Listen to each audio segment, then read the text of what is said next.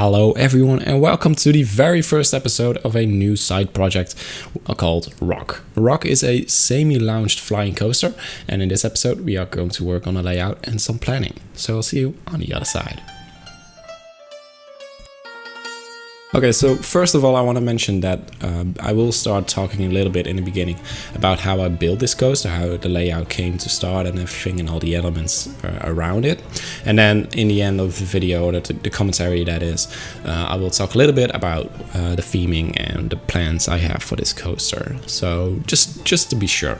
And a heads up as well, during the build I rode POV a lot to check out the smoothness, so you might see a little bit of that as you can see right now, so beware of that. So yeah, onto the coaster layout. Basically what you see me did right now, just a second ago, was basically how I built this entire coaster. So this is a method that I think Silverred explained really good in one of his previous videos, where he explained how he builds his coaster, or most of his coasters. So what he does and what I did with this coaster is take track pieces of like 4 to 6 meters and basically build the entire track around there, and later on smooth the entire track. So and I combined this method he uses with another method that I learned on via Shy Guy's World, and this is a method that allows you to, as you can see right now, delete a track piece and then auto connect it with the other track piece. So you build it, delete it, build it, delete it, build it, delete it, and etc, etc, etc. So, and that way the coaster track is much smoother, and actually it's pretty smooth, and the end result is really cool. And the supports don't always work that well with that technique, but that's easily fixed just going on the other way. And sometimes when it doesn't fix, you can go with custom supports, as I'm doing on some places, especially with the loops and stuff.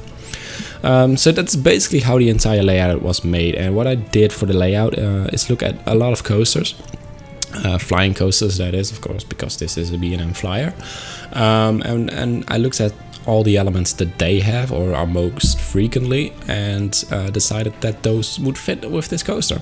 So because when building the layout I wasn't really sure what theme I was going with, so I just kept the colors, and later on in the time-lapse I will change it to the more colors with where I'm going to go with later with the theme and etc, and the name ROKH, which I will explain a little bit later. But so yeah, that's basically the layout. So you see me building right now the pretzel loop, which of course is features in almost all flying coasters, if I'm correct. I think the only one which doesn't have one is Air or Galactica in I must say this right, I think it's Elton Towers or Fort Park, one of the two, and it's basically one of the only one without it. So yeah, I thought it would be nice to include it, and it dips a little bit under the ground, so there will be a path going over that, or at least a sidebar, so we got a little bit of a tunnel effect over there. So yeah, but all the elements are pretty common among the layout of most flying coasters, except for one, and that's a pretty cool element, and that's why this is a semi-launched flying coaster. Because when I started this, I wanted to be a little bit unique, so I wanted to be a full-fledged flying coaster, but of course with the limited track limit or speed limits with which come with the chain lifts, and of course we can't make this a lounge coaster. I have to deal with a semi-lounge coaster, so the lift hill only goes 23 kilometers per hour, and so it isn't really that lounge. So, but it offers a nice speed, and especially with the first element, which is really cool. It offers a nice beginning of the ride, and very thrilling in that sense, because the first element is a little bit slow, but it makes it just in the end, and because of its uniqueness, I believe it really is a very nice idea. So, but yeah, basically the first element, which you saw me build in the very first seconds of this time lapse, is an element which is also on the flying dinosaur in one of the Japanese theme parks. I'm not really sure which one, but it basically goes like this. It's just a 0G roll, but then instead of entering on your back or on your belly and then leaving it on your belly, it leaves on your back. So it's like 480, I think it's 480 degrees turn or inversion of, I'm not really sure, and I don't really have a name for it or anything. I can't really find one, but I forgot about it. That's also something that happens a lot lately. But what it basically is, it's just a cool element, and it looks really nice. And so it is featured on the flying dinosaur, and I think it's one of the cooler elements. But it isn't really on that many flying coasters. I think it's only on the flying dinosaur, as mentioned, and one other which I forgot the name, or which is still under development, if I'm correct. And it's also featured on some of the 4D coasters, which is really cool over there as well. But because of entering the lift hill and then going straight into this element, it was a really cool feature, and it's a great start. And yeah, that's one of the coolest elements that, and it's really smooth actually, so I'm really proud of it, and I'm very happy how it turned out. So, and that's basically it. So we've got that element, we've got a dive loop, and then the pretzel loop, a 0G roll, a little bit of a splash area, as with Manta in SeaWorld, and then just an inline twist and some tight twists and turns and stuff like that. And yeah, that's basically it.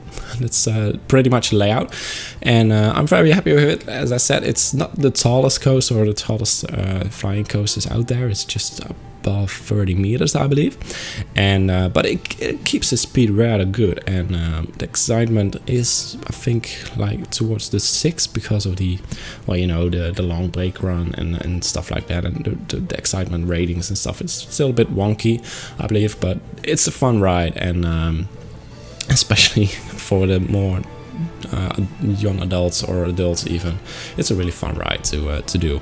And I'm really happy with it, especially because it's one of the first coasters that I actually built. And now we're coming to another cool part of this ride, and it's this inline twist going right above the first curve before the lift hill, and it's really close to the track. And at first I was really happy with the outcome, and then using that method I talked a little bit about earlier, I messed it up a little bit with the turn before it, and I got to delete it and I messed around with it, and it didn't work and didn't feel like how I wanted it to feel. So yeah, but so I had to change it a lot of time, but it's a really cool element, and the way it works now and flows right now is really cool. So I'm really happy with it, like I said. And something I'm happy with as well is the theme I thought for with this coaster. As this name is called ROKH, or as this coaster is called ROKH, I should say. If you may be familiar with the mythical stories about a certain gigantic bird called ROKH, you might see a little bit where this theme or coaster is going to be at. So the most stories about ROKH, which is a gigantic bird again, that I am familiar with are mostly Arabic or Arabian stories. So that's basically what I'm going to do with this. So this is going to be an Arabian themed coaster, and it's not going to be heavily themed or anything. It's just going to have like some the station is going to be, of course, Arabic and Arabian, or whatever I should say. So, and some buildings around it, maybe a little restaurant, but that's basically it. And I don't want to go all out with this area, or at least right now. What I planned is just this coaster, a rapids river around it, and maybe some flat rides, but that's basically it, just a small area around the coaster. That's what I have so far, at least. And maybe I will start making a bigger area out of this with more rides, but that's not on planning right now, and I want to keep it fairly small to avoid problems I have with Allura Hills. And just to make sure, again, if you haven't caught up with the previous episodes of it, that project isn't dead by a long shot. I have no technical difficulties with anything, or I didn't save over the file. It's perfectly fine. It's just that my inspiration for it wasn't really tall. So I'm having some troubles with coming up with new areas and stuff like that. So I'm hoping that doing smaller projects or semi-smaller projects like this flying coaster might give me some inspiration to go back to Allure Hills and start working on that again. But yeah, I will keep you up to date how that's going on. So yeah. But yeah, as I said, what I will do with these episodes is of course, this is going to be the layout and some planning, and telling you all of the ideas that I have for this project.